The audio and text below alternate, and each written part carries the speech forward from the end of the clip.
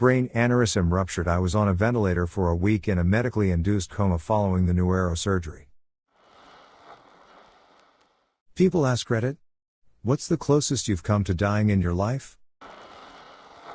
My brother used to have a 12-gauge shotgun that he would keep loaded and with the safety off in the corner of his room. Keeping your gun loaded and ready to go isn't an unheard of thing, but you should only be doing that when the weapon is stored in a safe or hidden compartment near your bed. So I obviously wasn't keen on him just having it propped up there. One day, my good friend came over to the house. He was never really raised around guns, so he was always intrigued by them. Well, this day, he picked it up and pointed it right at my head. He is laughing and joking around. He thought it was cool. Well, as I stand there with the barrel at my head, I got the urge to duck immediately. When I did that, I screamed, "It's loaded, it's loaded." He looked like he saw a ghost and immediately broke down. He said he was fractions of a second from pulling the trigger. He started crying and hugging me and proclaiming, I'm sorry. I had no idea. It was one of those things I laughed about in the moment because I was just 16 years old and felt invincible. It wasn't until I got older that it really started to haunt me. There's nights I lay in bed with chills thinking about how different everyone's life would have been had I not had that urge. Some real butterfly effect shit. Moral of the story is both parties were negligent in handling a firearm. My friend should have never pointed it at me, even if he knew it was unloaded. And my brother should have never left a loaded firearm unattended. Don't make the same mistake. Reply: I had a friend once. He showed off his new pistol at a party and accidentally shot himself in the head and died. His head exploded. Don't play around with guns, please. Answer: I have nothing to say except holy shit. That had to have given you some serious PTSD. I'm so sorry you had to go through that. I was climbing up a brick enclosed grill as a child by myself. We used to play on it all the time. I got to the top and a brick came loose. I ended up falling down and landing headfirst on the brick.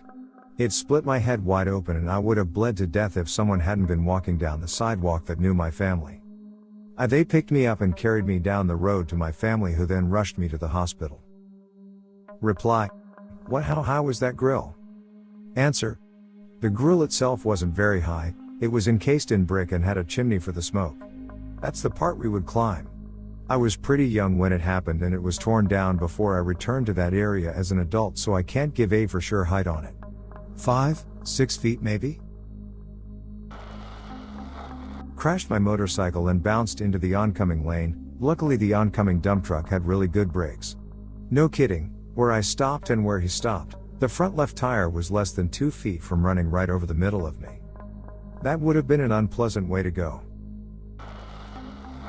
Brain aneurysm ruptured. I was on a ventilator for a week in a medically induced coma following the neurosurgery. Reply: that's the thing I'm scared of the most because it can happen to anyone unexpectedly. This happened to a dude that I worked with. We worked at a fast food restaurant and he just didn't seem to feel good one day.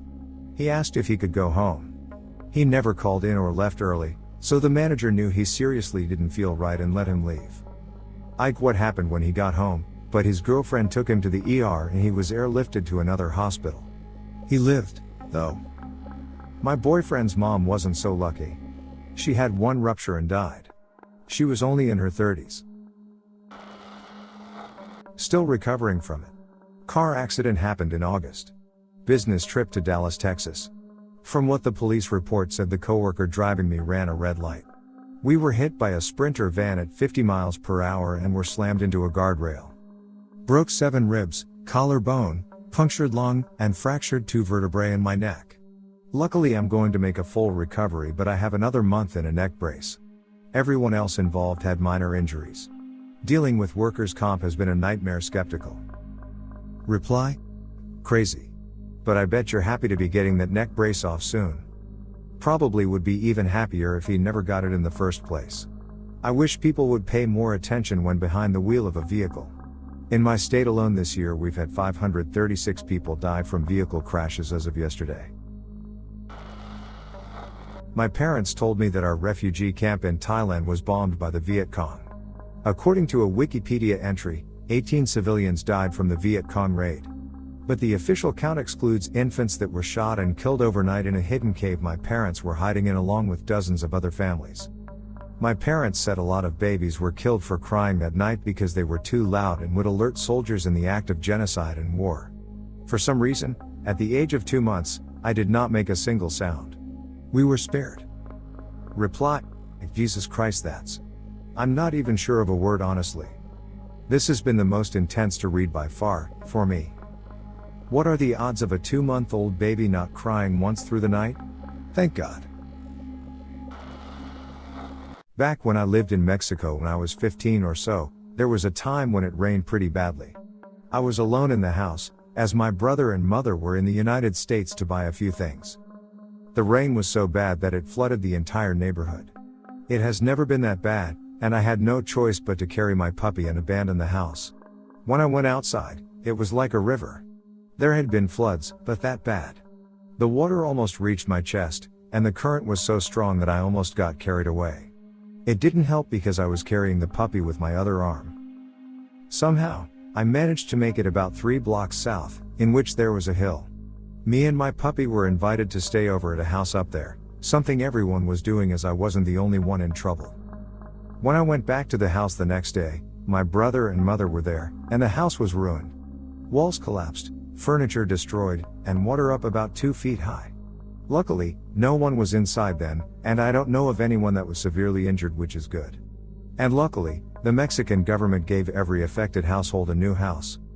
It turns out that the reason the flood was that bad was because a dam broke, and it caused a sudden flow of water. That's the closest I've come to dying, and it was terrifying. But I'm just glad I was able to keep my composure the whole time. I'm an industrial high-voltage electrician. There's been several incidents. Yeah, back when I was a child in the 80s, my dad bought a dilapidated lake house as a fixer-upper that was about an hour from our home.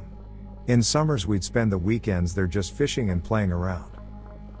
Anyway, one day I'm swimming in the lake when my mom calls us up for dinner.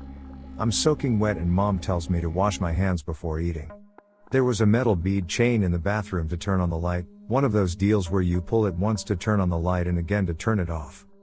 So, being wet and standing in a puddle I created, I pull the chain and get shocked, which makes your muscles contract. The only way I can describe it is that you've touched a hot stove, but instead of yanking your hand back it just grips it more. I remember I was convulsing, looking at my hand and going, either I let go or I die. Somehow I managed to pry my fingers away and collapse on the floor crying my eyes out. I learned something important that day, my friends. My dad is a terrible fucking electrician. Reply: I'm a residential electrician, and one day me and a couple other guys were wiring my uncle's basement. There was a live wire coming from upstairs that I had to terminate into a box to make safe. I decide to cut this wire to make the job clean. I ask my dad if the power is off. He says yes. It was not. I grabbed the wire with my left hand and cut it with my right hand. This made a closed circuit from one arm to the other, completing a circuit right through my heart. I convulsed for about 5 seconds, and was able to let go. I thought my heart was going to stop. Afterwards all the guys laughed at me, including my dad, who told me it was safe. Bunch of assholes, man.